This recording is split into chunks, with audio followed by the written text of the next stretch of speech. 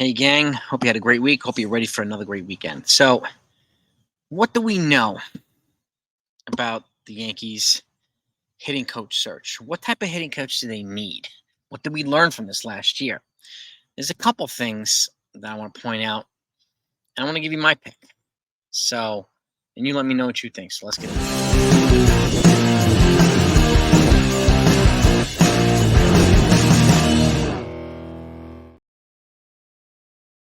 Dylan Lawson was here the last couple of years. He was fired mid-season and he was replaced by Sean Casey. Two different types of approaches. But some of the things that we learned. One, Dylan Lawson's approach worked wonders in the minor leagues, okay, and every level of the minor leagues. But for some reason, it wouldn't translate up to the majors. So, and whatever it is, maybe the reliance that he applied to analytics and had analytics applied to his approach didn't translate up, and maybe he couldn't communicate it effectively to the players up top. And then they brought in Sean Casey, replaced him. Sean Casey had a bit of a more organic approach, less reliant on analytics. But the veteran players seemed to respond to him more than the young kids who seemed to respond more to Dylan Lawson.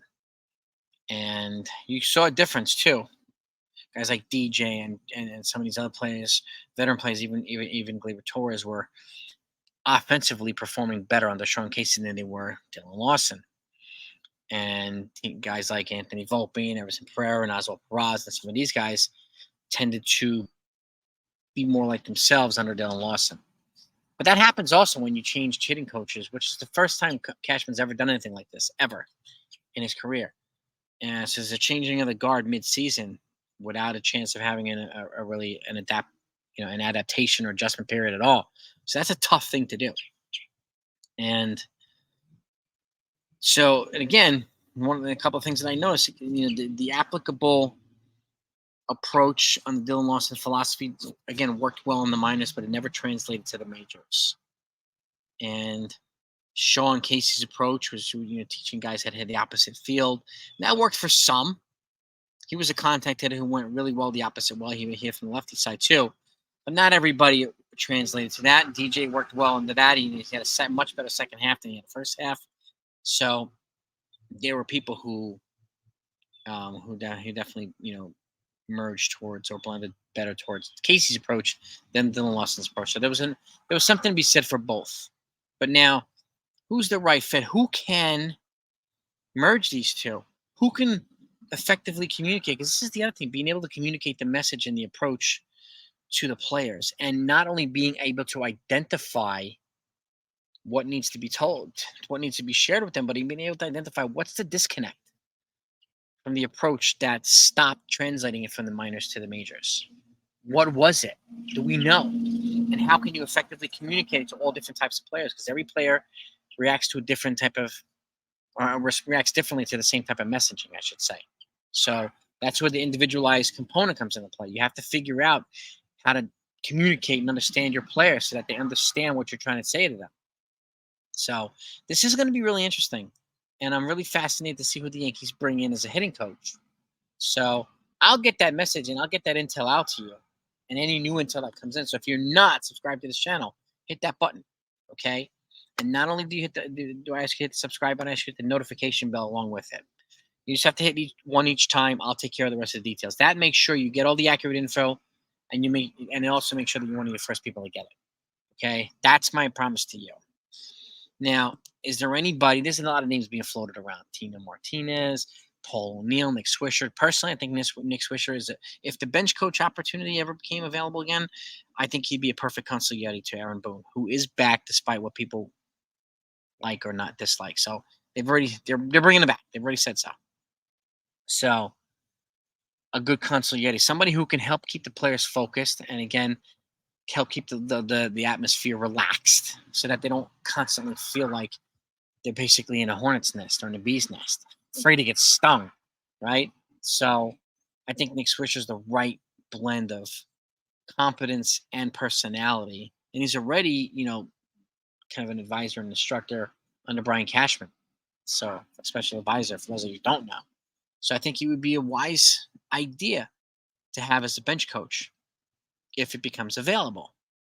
But me, and you know, I can see the appeal in Paul O'Neill, the appeal in Tino Martinez. But for me, the perfect fit, at least in this situation for the Yankees' new hitting coach, Carlos Beltran. Okay, I think for a couple different reasons. Okay, now let's break down his stats. Okay, the guy's a borderline Hall of Famer. He got a 279 in his career, 435 home runs, so he can hit for power, 1,587 RBI, so he knows how to manufacture runs, and the 279 average shows he knows how to hit with contact, and knows how to hit consistently, put the ball in play. 312 stolen bases shows he can run the bases, and the OPS career of 836. So he was a great all-around player. And again, he also hit from both sides of the plate. Okay, so that he can communicate messages to the lefties and righties, and he's bilingual. So we have some Latin players on the Yankees team and non-Latin players. He can communicate the message effectively to both the English-speaking players and the non-English-speaking players. And we do have some that do not speak English. You need somebody who can communicate that message effectively. And I think he is the right guy to be able to identify what the disconnect was and figure it out in a way that he can help the different types of players. And the fact that he was such a good hitter all around, I think he can figure out a way to not only communicate it to the power hitters, but communicate it to the contact hitters and the slap ball hitters and everybody else. So to me, he's the right fit. Now, if they go with an O'Neill, I get it. They go with a Tino, I get it. They're beloved Yankees, next Yankees. To me, Beltran is as well. And his approach, I think he brings more to the table than either one of those guys do. Those guys were great in their own right, no doubt about it. I think Swisher too.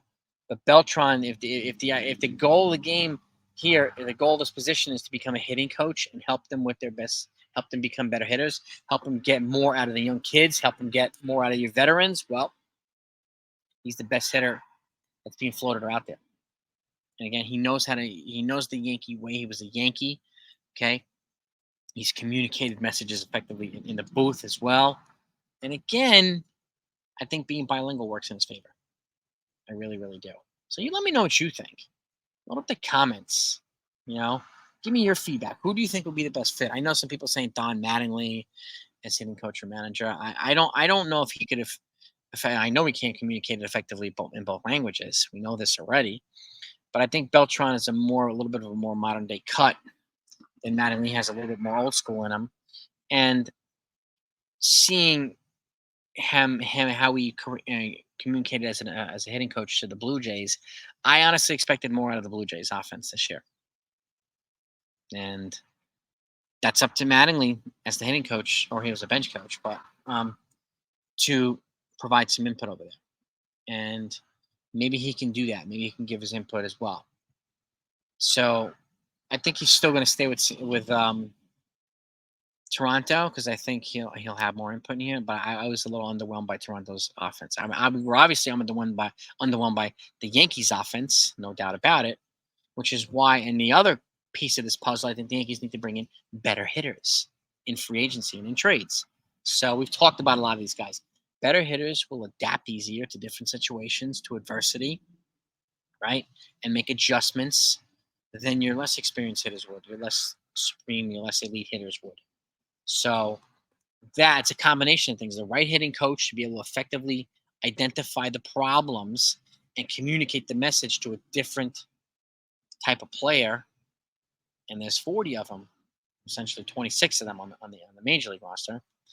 So, and in a way that is relatable. I think he can relate to the players. He can relate to Latin American players. He can relate to the non-Latin American players, and communicate it in a way that can keep them loose too.